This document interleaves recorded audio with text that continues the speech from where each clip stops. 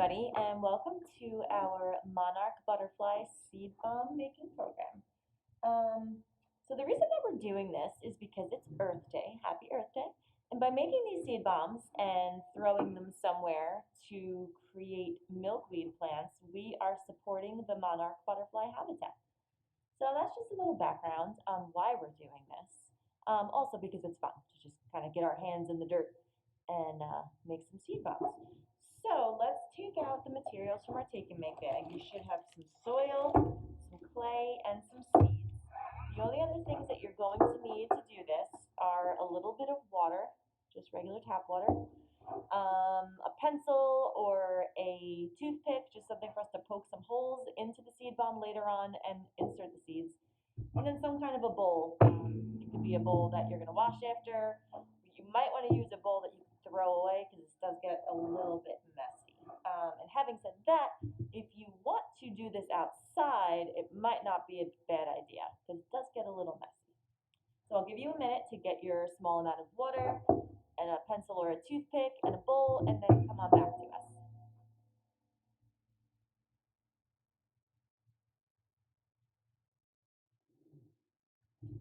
All right, so now that we have all our stuff, the first thing we're going to do is take our bag of soil, and we're going to empty it into the bowl, and then we are going to put our clay in the bowl as well. So just kind of plop it in there. Oh, mine doesn't want to come out. I'm going to reach in there and grab it. All right, and now what we're going to do is add a little bit of water, and I say a little bit, I mean a little bit. We want our mixture to be moist, but still solid enough for us to roll it into a ball. So I'm just going to add a little couple of drops of water and then start kind of just smushing everything together.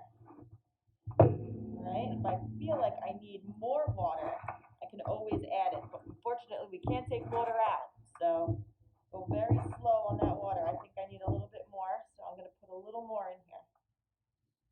Okay, like I said, you want it to be nice and wet and moist, but not sopping wet where water is pooling on the bottom and we can't get a nice firm seed bomb. So go ahead and squish this all together. Take a few minutes until it's all completely mixed together.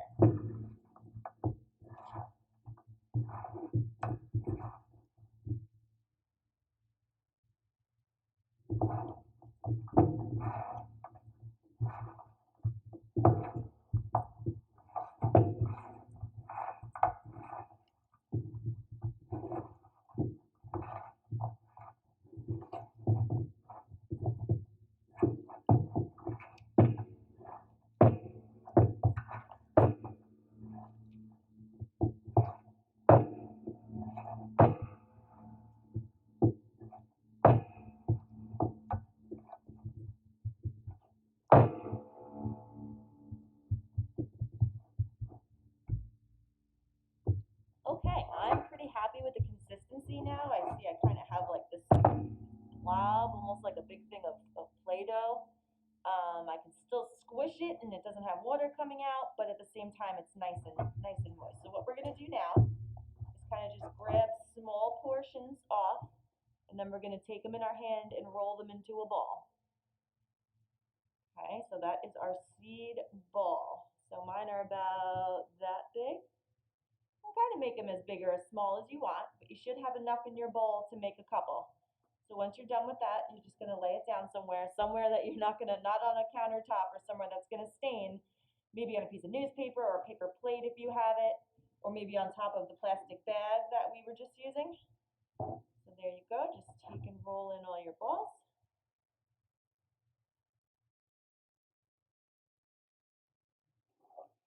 So a little bit about why we're using the materials that we're using. So the reason we're using clay for these and not just dirt is because clay protects the seeds from drying out in the sun. It holds in all the moisture.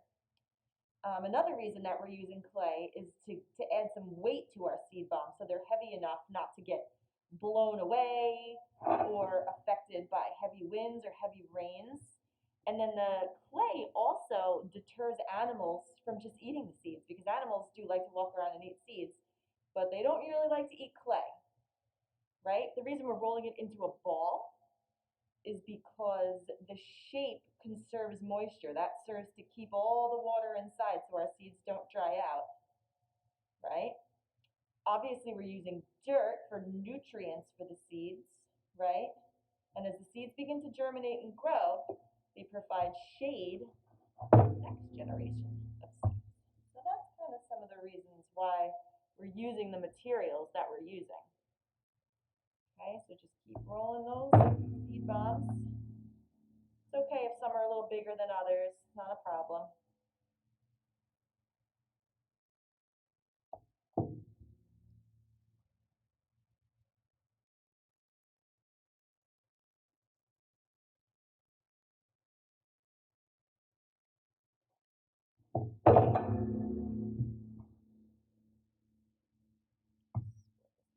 Two.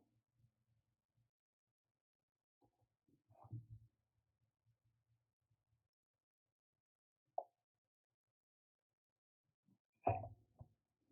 Depending on the size, should have a couple of seed bombs from that mixture that we made.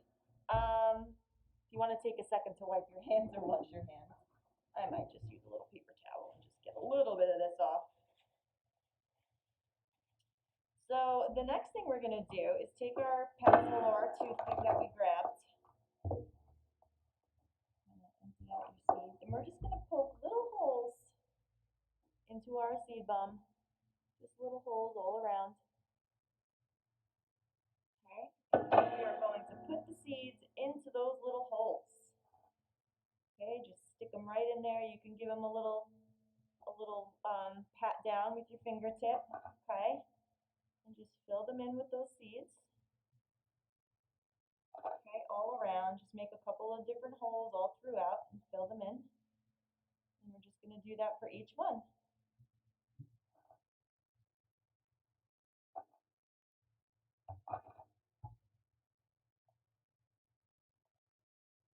All right, so that should kind of look a little bit like that. So after you've done that for each of your seed bombs, they are done. However, they are not ready yet to be thrown outside somewhere in a field or wherever you want your milkweed to grow. They do need to dry out for about 2 to 3 days. The most important thing about the drying process is that you want to put them on something that is paper based so that they don't get moldy from the moisture. So we're not going to leave them on a plastic bag like this. We can lay them out on newspaper. We can lay them out on a piece of cardboard, maybe like the top of a cardboard shoebox, something like that. If you can get them somewhere where there's a little bit of sun, that's great. If not, it's okay. They still will dry out. And in 2 or so days when they're dry, you can take them outside and just throw them, just seed bomb away. And then you should start seeing some milkweed grow and getting visits from some monarch butterflies. All right, everyone, I hope your seed bombs came out great, and we'll see you next time.